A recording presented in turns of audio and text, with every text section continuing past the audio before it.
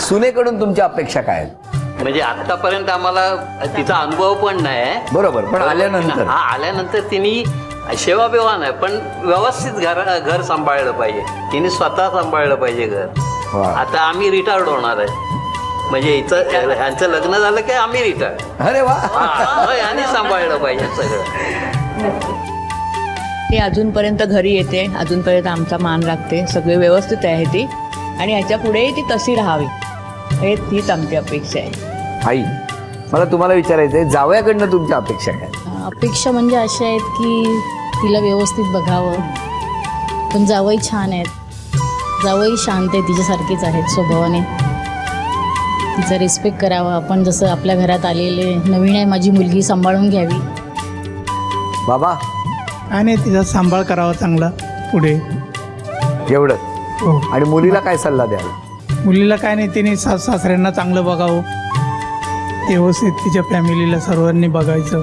किती छान असतं ना हे सगळं, हो की नाही? बरं बाबा, मुलाला काय सल्ला द्याल?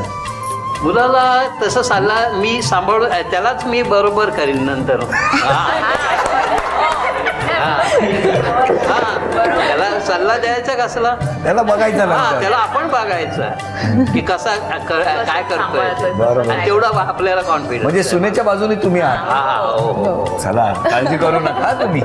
तुम्ही सांगा, तुमच्या 3 अपेक्षा काय त्यांच्याकडून? पहिली तर सगळे नॉर्मल जी असते, म्हणजे सगळ्यांना सांभाळून घेतलं पाहिजे. म्हणजे आई वडील तर आहेत, ते तर फर्स्ट प्रेफरन्स, पण सगळे नातेवाईक, समस्त दळवी परिवार, बाकीचे जे आत्या मावश्या मामा वगैरे सगळे आहेत. मान्य? हो हो, मान्य आहे. दुसरी अपेक्षा? तिने म्हणजे अजून प्रगती करावं, करिअर करावं, प्रगती करावी. 2 मान्य आहे? हो हो, हे तर मान्यच आहे. तिसरी अपेक्षा? आणि तिसरी अपेक्षा अशी, म्हणजे मला अशी इच्छा होती माझी की तिने कधीतरी माझ्यासाठी कविता किंवा गाणं म्हणावं. ऐकू ऐक. तर नाही, तो खूप छान गातो आणि मूवीचे डायलॉग्स वगैरे खूप. आता इच्छा तुम्ही माझी विचारलं, त्यामुळे बरोबर बरोबर इच्छा सांगतोय. 3 अपेक्षा आता ती पूर्ण करायला लागेल तुम्हाला. नाही नाही, ते नंतर कधीतरी असं वाटतं कविता कुठली तरी म्हणावी किंवा गाणं एक कुठलं तरी. तुमच्या 3 अपेक्षा सांगा. त्याने सुद्धा लग्नानंतर माझ्या आईवडिलांना कधीतरी एखादा कॉल करायचा, कधी व्हिजिट द्यायची, म्हणजे मलाही बरं वाटेल, त्यांना सुद्धा खूप बरं वाटणार. तो तसा आहेच आणि तो फॅमिली हे करून आहेच. दुसरं म्हणजे तो कधीच वेळेवरती येत नाही. ते दळवी फॅमिलीचं एक लेट येतात सगळे. हो, दळवी. मग आता त्याला येणार का? हा, मी तर आता सुधारतोय.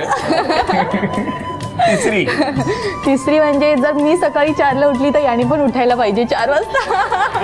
हे सगळ्यात महत्त्वाचं आहे. बोला, हे याची सकाळ दुपारी 2ला होते. हे आता चालेल मला. माझ्यामध्ये ही अपेक्षा नाही, ही शिक्षा आहे. टायमिंग सांग, म्हणजे संध्याकाळ बोलली का सकाळ बोलली? सकाळच्या 4 वाजता उठायचं. बरोबर, एकमेकांच्या अपेक्षा नक्की पूर्ण करा. पण त्याच्याच बरोबर मला तुम्हाला विचारायचं की तुम्ही सासरच्यांना काय विश्वास द्या, कसा विश्वास? सासरच्यांना विश्वास म्हणजे तुम्ही जसा विश्वास ठेवलाय अमितवरती की हां त्याच्या चॉईसवरती, तर तसाच विश्वास पुढेही ठेवा आणि मी तो विश्वास तोडणार नाही.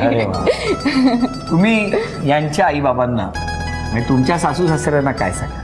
मी जशी सुचिता बोलली, म्हणजे महिन्यातून बोलली का आठवड्यातून बोललीस? नाही, मी म्हणजे जसं म्हणजे जसा वेळ भेटेल, जे काही सण वगैरे असतील, जे काय म्हणजे घेऊन यायचं असेल तेव्हा मी घेऊन येईन.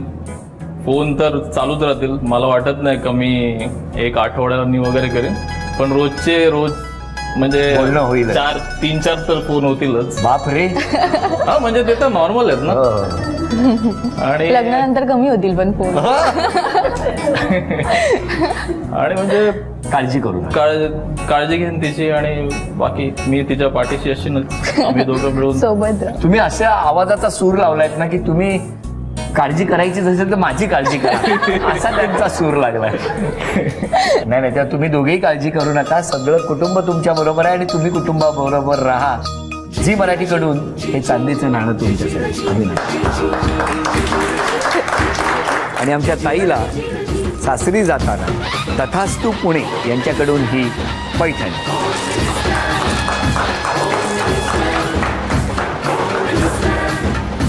अभिनंदन. Thank you so much.